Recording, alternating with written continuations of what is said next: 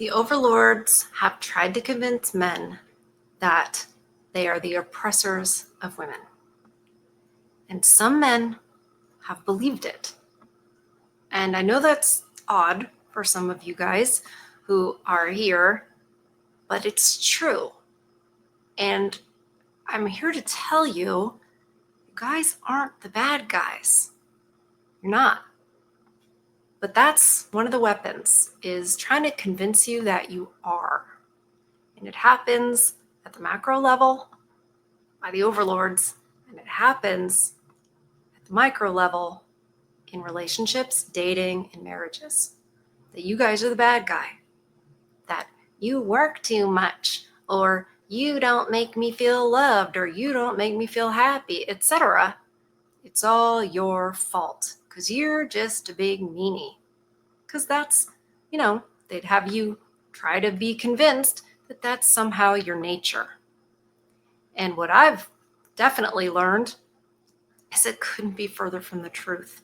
There are bad men, of course, but do you know who keeps those men in check, puts those men away, and defends, Christendom against those men? The masses of good men.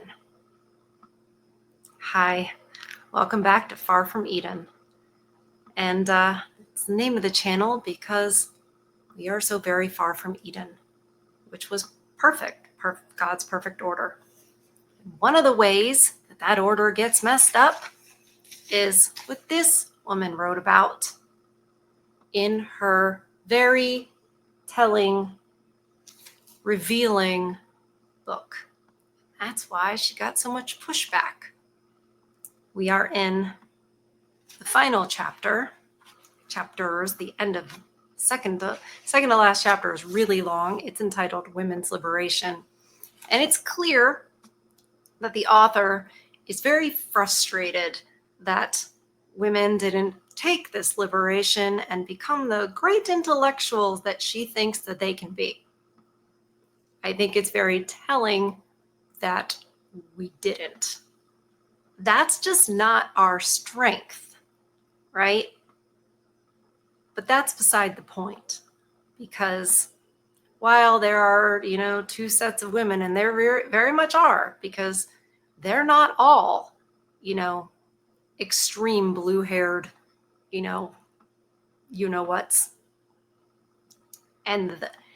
But the ones who are that, who are just outwardly anti-male, not the snakes in the grass that are hiding that they're that way, but the ones who actually are outward with it, they are also outward with hating people like me. So,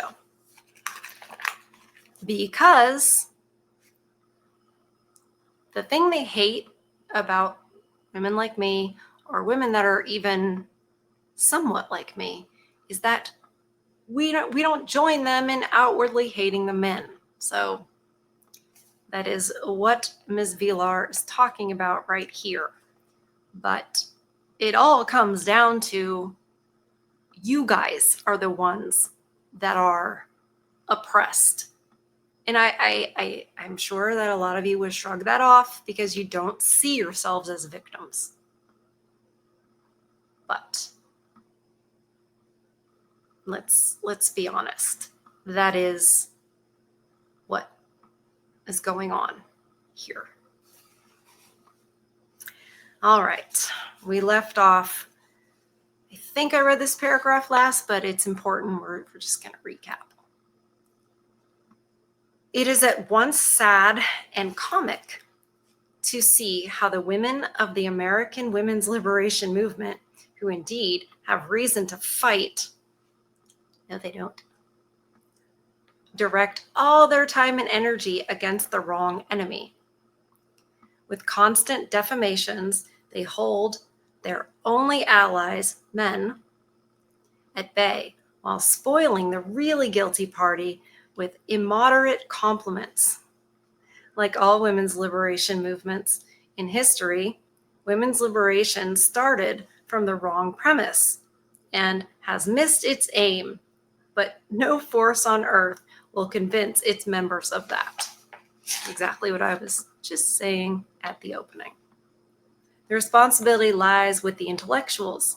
It is understandable and perhaps even forgivable that as a result of all the manipulation from earliest childhood, men have come to the conclusion that A, they have the power, and B, they will use it to suppress women. They do have the power, they just don't realize it. It's the overlords that stand in the way. And, also, the men of Christendom would never do that. Have never done it, would never do it. They just don't. It happens in, the Middle East, but it doesn't happen in Christendom. Never has. But it is inexcusable that intellectual women who might have seen matters from a very different female angle have uncritically adopted this line of thought. Instead of saving, oh, sorry, can't read the light. The light gets me. Instead of saying, it is very nice of you to think so highly of us, but in reality, we are quite different from the way you see us. We do not deserve your pity and your compliments at all, they say. With all due respect to your insight, we are much more pitiable, suppressed, and exploited than your male brains could ever imagine. Do you know what? Nowadays, they say both. Nowadays, young leftist women will say both. They will say that they don't want pity, don't want compliments, although they do, because Instagram, TikTok, OF, we don't need you. Meanwhile, look at me, like me, comment, tell me how beautiful I am. And then, I don't need you. It's like, okay. Delusion is fun.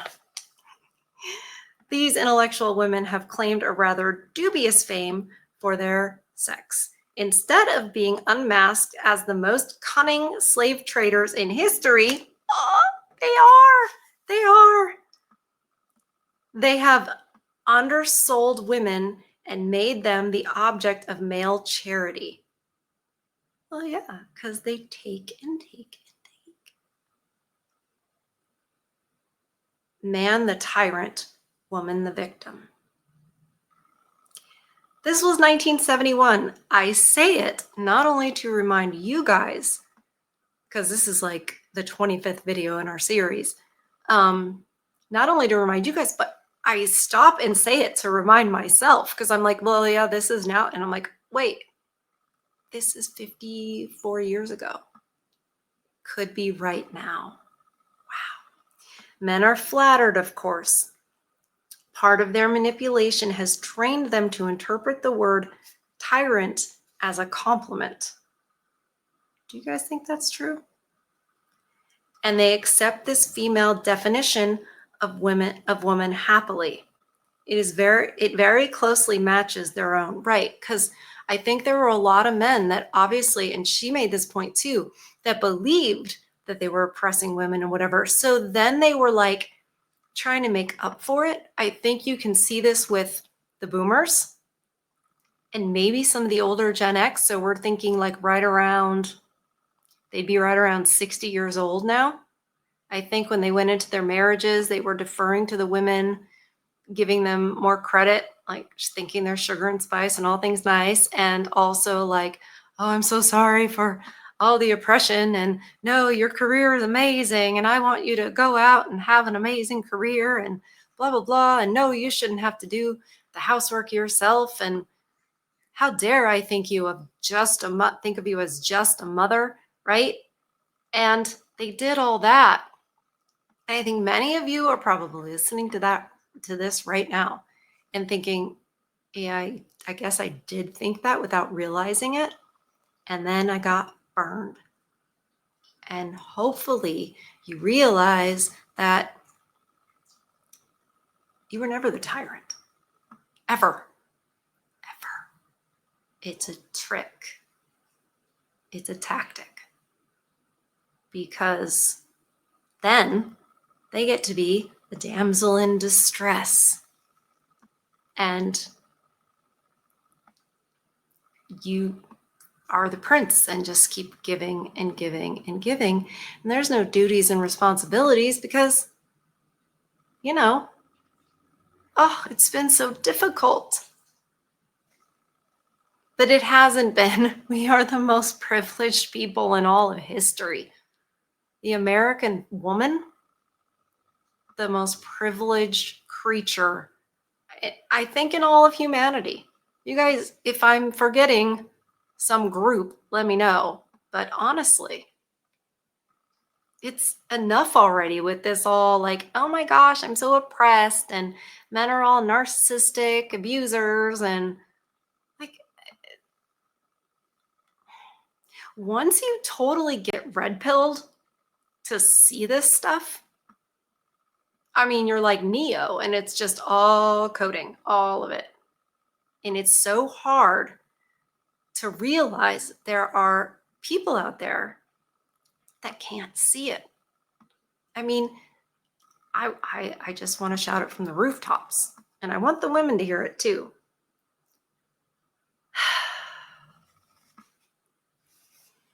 Even Simone de Beauvoir let this opportunity pass when she wrote her book, The Second Sex, in 1949, which could have been the first book on the subject of women.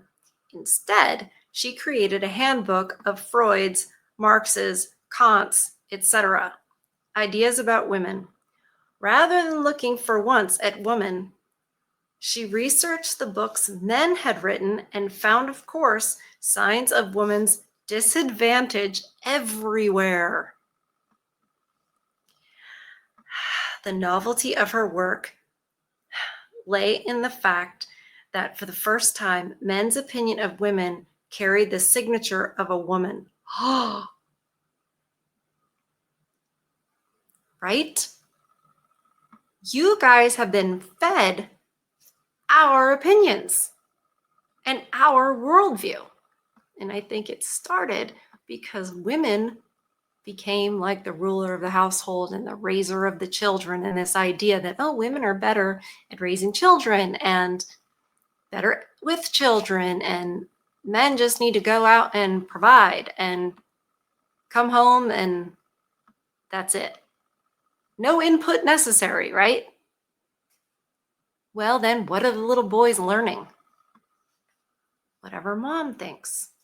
Whatever mom gets fed the propaganda, and through her, it goes to the sons.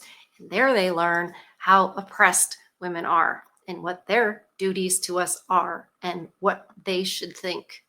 Wow. Man, sometimes she'll just drop a truth explosion, and I'm like, so true. So true. Wow. Okay. There you go. That's when I go, wow, it blew my mind, so I lost my spot. Okay. But now the way was clear. Betty Friedan, Kate Millen, Germaine Greer, each a repetition of the last. They went head over heels in their effort to come up with evidence of male infamy. But they wrote nothing really worth mentioning on the subject. Hold on.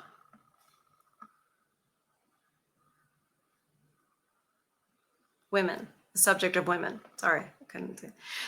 They copied the male idea about women without being aware that this idea can only be the result of female manipulation, and thus they became, by imitating men, the victims of their own female system. I can see why they wanted to make her be quiet. They're like, shh, you're not supposed to say that. I can't believe it got published, honestly. Probably because it is pro egalitarian. So that goes along with what they want, what the overlords want. Like, oh, men and women are the same and there's no difference. Just go out there and work. Everybody work.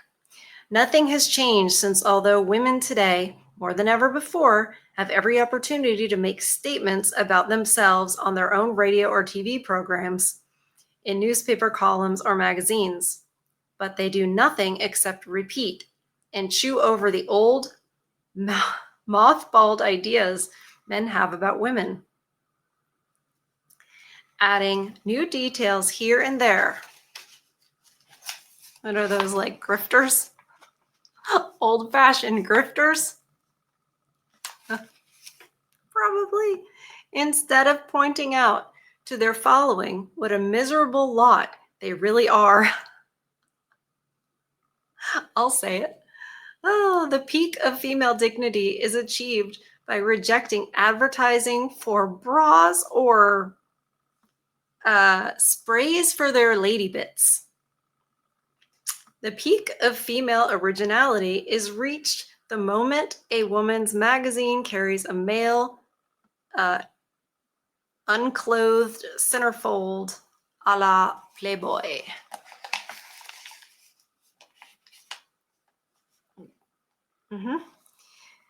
You got to put yourself back in 1971, right? We weren't as openly degenerate yet as a culture, especially in America, like nudity and that kind of stuff. It was still very like, shh, no, that's bad, that's forbidden. There were laws against it, but those were certainly changing quickly. These are the reasons why yet another women's liberation movement has failed. The enemies they fought were really friends, and the real enemy remained undetected.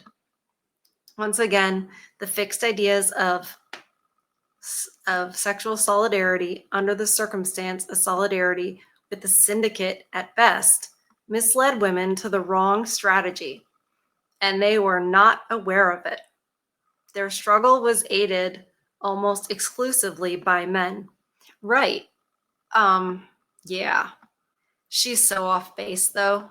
She's so off base with what women are best at and what we should be doing. And she wants men and women to be the same, right? She's completely ignoring what men want women to be, right?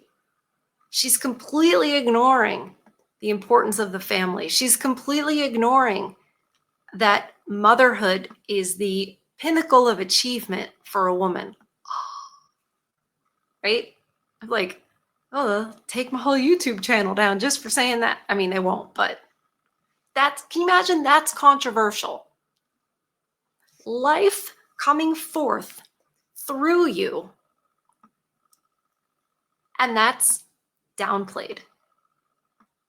And the fact, just to ignore the fact that men would like to have a wife who contributes to the family and raises his children and is dedicated to that endeavor and is a good companion for him and counsel to him and someone he can trust.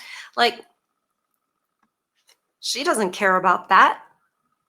She's part of the problem. The author of this book, as wonderful as she is in, peeling off the mask of a lot of us, she is part of the problem. She's, you know what I mean? She's not helping women. She's helping by revealing them, because I don't think it's good or loving to let somebody continue to lie.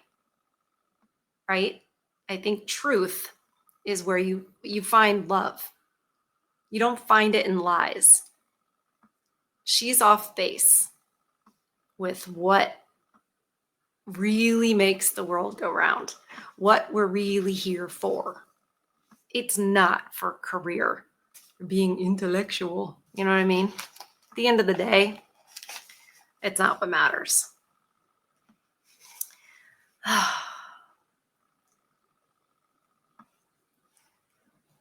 and they were not aware of it. Their struggle was aided almost exclusively by men. But since they live under the delusion that they are persecuted by men, they mistook the flexibility of men for a sign of female strength and screamed that much louder, and nobody got offended. From the New York Times to the Christian Science Monitor, from Playboy to Newsweek, from Kissinger to McGovern, everybody was for women's liberation. And that right there should tell you, burp, burp, burp. Ms. Vilar doesn't know. They're all on the same team. And their team is not rooting for the people, right? But she didn't know that. She still was one of those people that was like, oh, the state cares about us, or something like that. No, all puppets. Yes, I believe that. Yes. My video before about Daddy's home, that is about the people that are celebrating masculinity and the country being more, doing the things that masculinity will do. Not because I think that they would let anybody in that wasn't one of them. Them being the overlords, people that control everything. Yeah, I am like the queen of conspiracy theories, so that's fine. I mean, once you get red pilled with one thing, you don't get to be Neo and like just go, oh, I'm only going to know about one thing or one agent or whatever. No, you see it all. No marches of men were organized against them. Nobody prevented their demonstrations, and none of them were taken to task for their unending defamation of men. Senator Joe McCarthy oppressing women's liberation was missing. The FBI did not lift a finger against them. Just as their predecessors, the suffragettes, secured the right to vote for women within a short period, a right they left unused by not electing women to political power and by not stopping war. She might want to look into history of the world, female rulers, and the amount of times that women led their countries into war versus the amount of times men have. And she might get a little surprise. Oh, women's liberation saw most of their demands fulfilled immediately. The outrageous inequities in the law had, after all, been established by men for women's protection. Exactly. What's referred to as the evil patriarchy. Tell me how it's evil. And with actual facts. You can't. Not in the West, you can't. But the ladies themselves did not see it that way, and when they insisted on change within months, they succeeded. I mean, I'm sorry, but that's suspicious. It was just too easy for a bunch of ladies with signs. It's just, the state is like, yes, please. We want you to vote. We know the kinds of things you'll vote for. So, hurrah.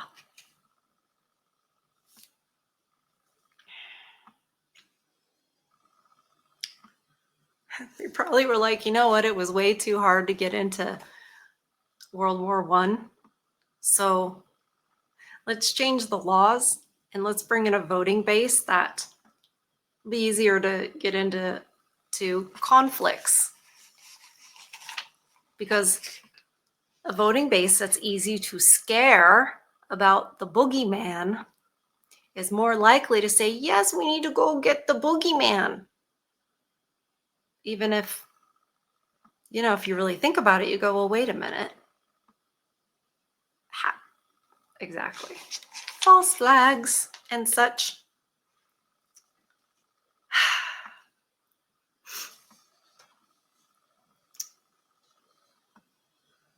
Sorry. The ladies themselves did not see it that way, and when they insisted on change, within months they succeeded. It's so important to look at that and go, this is all designed. So when people are like, yeah, it's really hard to date out there. Yeah, it's way bigger than that. And that should just go to show you, do not proceed, because dating is difficult. It only gets worse from there because of where the power lies and because of the intention behind it. It's to destroy you guys.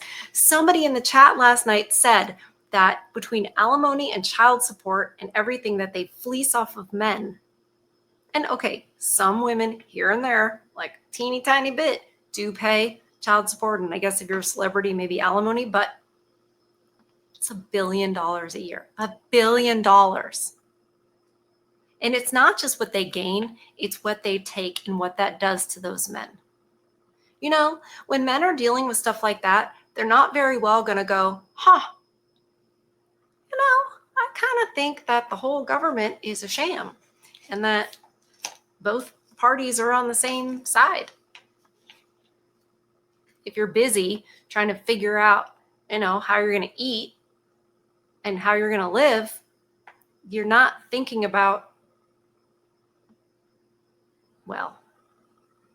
overthrowing anything, standing up to anything, speaking out against anything. You're too focused on your own issues and your own problems. And that is actually what's going on. And I think you guys kind of know that. I think you know that it feels more existential than just I'm invisible to women, or I went to family court, because it is a war against men. At the end of the day, you all stand in the way of totalitarianism, really. And clearly you all stand in the way of just opening the floodgates, aka the southern border here in the United States. You guys stand in the way of wanting to welcome that, or just being pushovers and letting it happen. And one way to break you is using women to do it.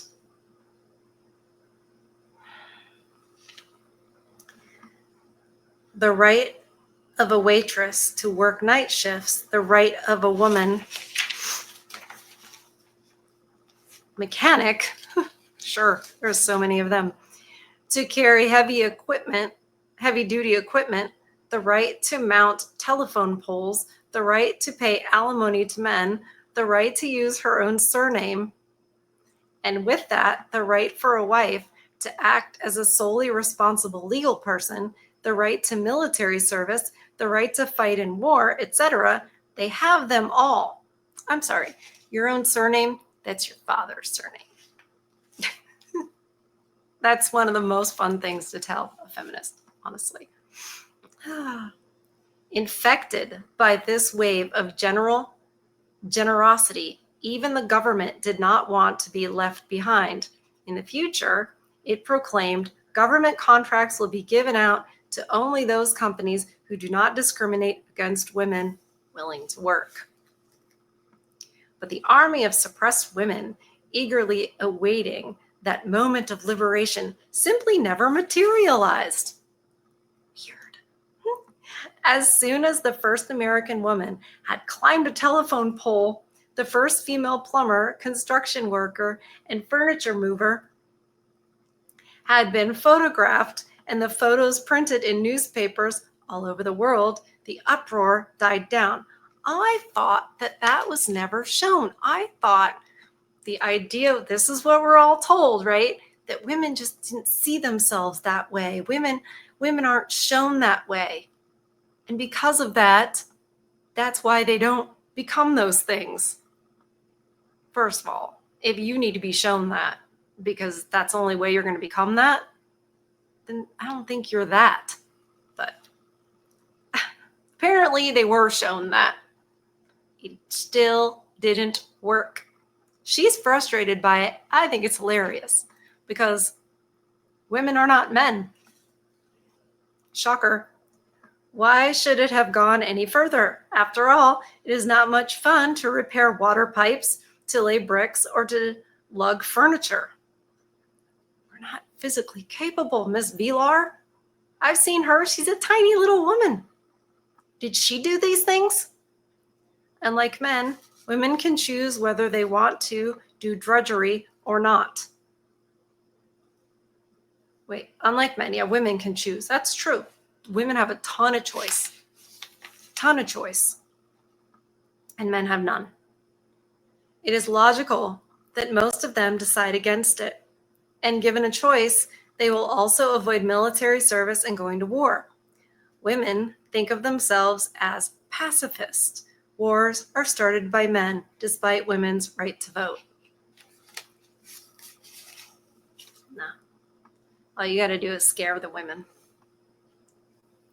Left in the lurch by their own sex, the theorists among women's liberationists further entangled themselves in details.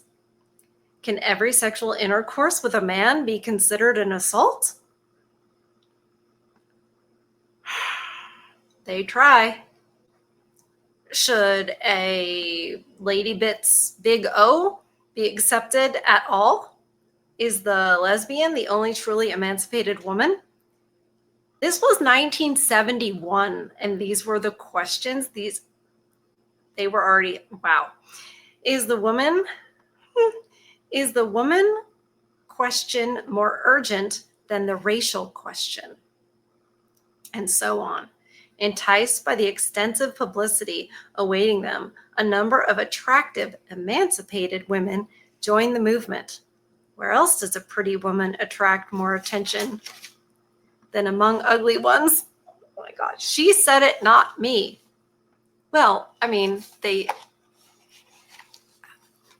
pretty women were enticed to do it to try to get it to have more steam. They wanted women to take those jobs and do those things and be like men. But it's just been really hard for them to get that to happen. The problem is we still destroy you guys so easily. There's nothing really stopping us and everything enabling us to do it. And women could not possibly imagine themselves having the problems they were discussing. Discrimination against an attractive woman does not exist. No, it doesn't. Either in her profession or in her private life. No, pretty privilege, like a pretty woman in America, she can have whatever she wants. Like, it's just ridiculously, embarrassingly privileged. They soon took on leading roles within the movement and turned it more and more into a branch of American show business and, as defined in the previous chapter, into a genuine movement for emancipation. Yeah, because it's a psyop. Meanwhile, the exploiters living in the suburbs started to organize. The liberationists' loud demands for work and the men who were willing to gratify these demands unintentionally put the suburban ladies into a most embarrassing situation. In organizations such as Man Our Masters and Pussycat League, they assured the world how wrong the aims of women's liberation really are and how much happiness a woman can find in the service of her husband and children. Hello. That's right. Keyword service. There's no soap operas and, lunch every day with the ladies and lounging around and sending your kids off to school to government indoctrination camps. And somebody in the chat last night said, isn't it weird they look like prisons? You might want to look into the Prussian model of school that it was based off of. Terrible.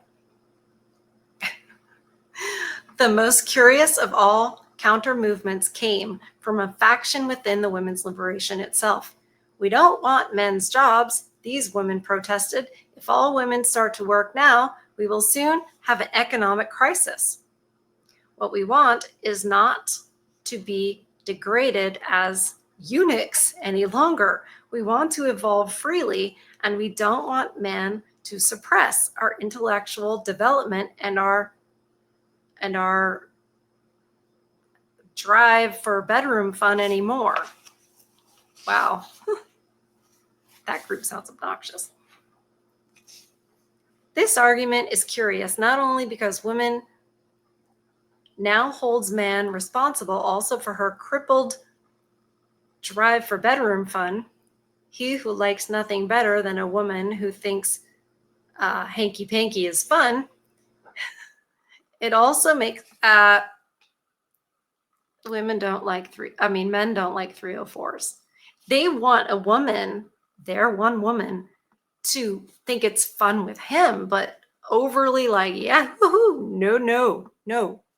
They don't want 304s. They're for the streets. Clearly, Ms. Villar had not learned yet that men absolutely have categories.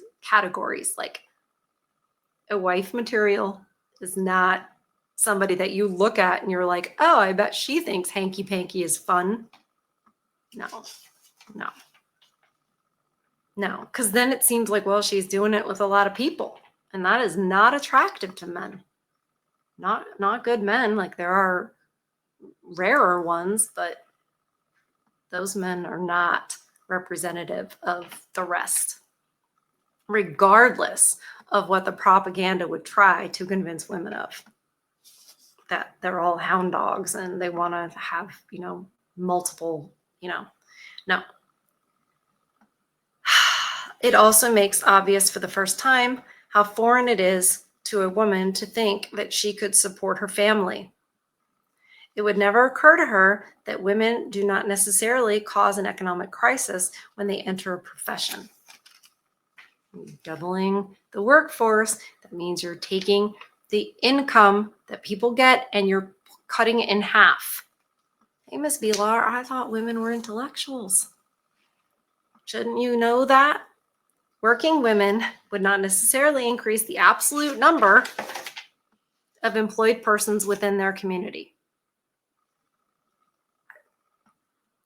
Whether women can work does not have to depend on the existence of daycare centers, since the quality of childcare does not depend on the sex of the person administering it. Oh, fathers could manage that work as well. So she's saying that it wouldn't make a difference because as many women who went out to work, then those men would stay home. Like, there would be equal amount of men that would stay home and raise the kids.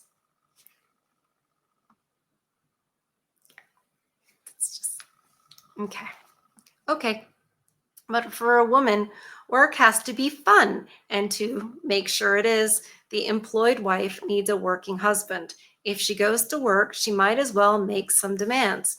And one of these demands will be that she can choose her work and quit anytime she feels like it. Exactly. The pressure is not on her. Her money can then be sort of play money, extra money.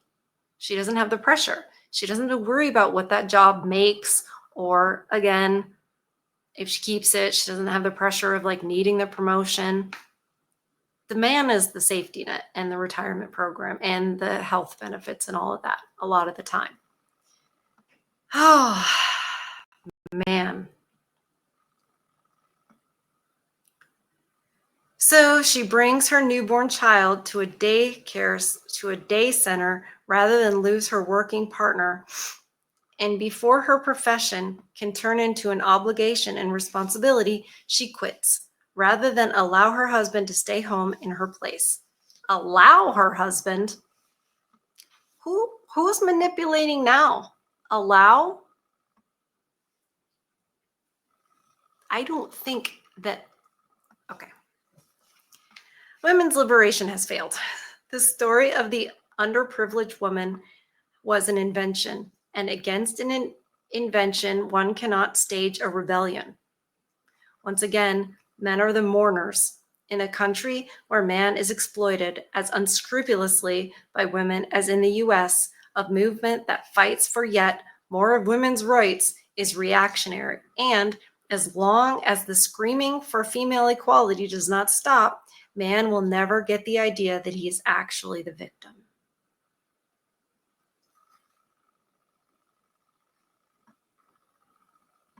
That's why they keep it up.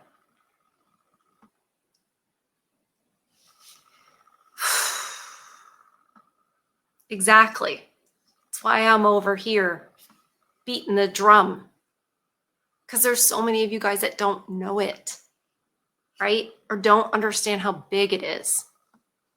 And I have found that so many of you have come to me and said, now it makes sense. Now my life makes sense. Now these past decades where I walked away, this is way before anybody had ever heard of MGTOW, you know? Now it all makes sense. Now how she did things and said things and how it all was and how I thought I was the bad guy and I wasn't a good enough husband, now it all makes sense. Or they were kicked around trying to date even 20 years ago. And now they're like, oh, okay. I thought, sometimes the men think, well, I didn't have the right moves, or I wasn't good enough, I wasn't tall enough, I wasn't this. But there's a lot of you who are like, wait, I'm over 6 feet tall and I make 6 figures and nothing. I don't have good luck. And I'm like, yeah, there's a reason. And it ain't you. It is better to let them think that they are king of the castle, a female reader of Psychology Today wrote. Lean and depend. Oh, sorry, I skipped the paragraph. This is important. Even the emancipation of women has not been attained. Liberation of women would mean her abdication from the privileges she now has. It was women's liberation that made sure that this would never happen. Right? Because it's never about what they say it's about. Hey, if you are appreciating this video, please hit the like button. Subscribe if you haven't already. I really appreciate it. Trying to get the message out and wake as many people up as possible, including the women. And I do have plans for that. This is important. There's so much noise saying the opposite. Okay. It is better to let them think that they are king of the castle. A female reader of Psychology Today wrote, lean and depend on them and continue to control and manipulate them as we always have. She said that? They're just saying it right out in the open. And they have been. And they have preyed upon your good nature.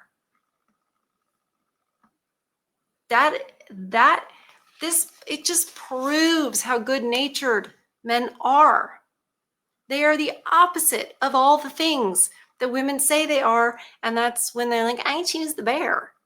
That is just such a good example of how women do not know who men are because they've believed this story that you guys, want to oppress them and hurt them.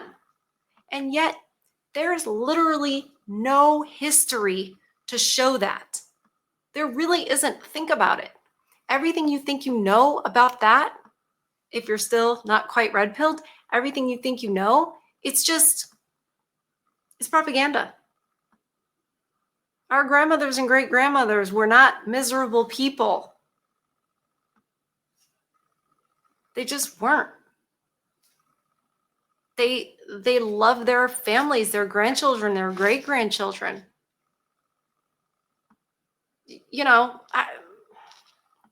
They weren't lamenting the fact that they couldn't be aerospace engineers. And they actually did serve their families. Now, I know a lot of you are going to be like, my grandma was mean as all get out. We had a lot of them, because, hey, there were feminists of the 60s and 70s that were on the man-hating train, and some of those are our grandmothers. And for some of us, they're our parents, but you know what I'm saying. There's just no evidence that men are these evil, mean oppressors. And that is something I'm not allowed to say. No one's allowed to say that. It's funny when you are not allowed to say something in a free country with free speech. Now, am I going to be arrested for it? Not now. But you know what I'm saying. There are certain truths that are just forbidden. And isn't it crazy that one of them is like, most men are good?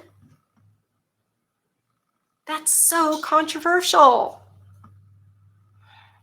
Anyways, thank you guys. Please protect your peace. Have a great rest of your evening. And enjoy your weekend. Protect that peace. Feed your souls. I love you guys. I'll see you on the next one.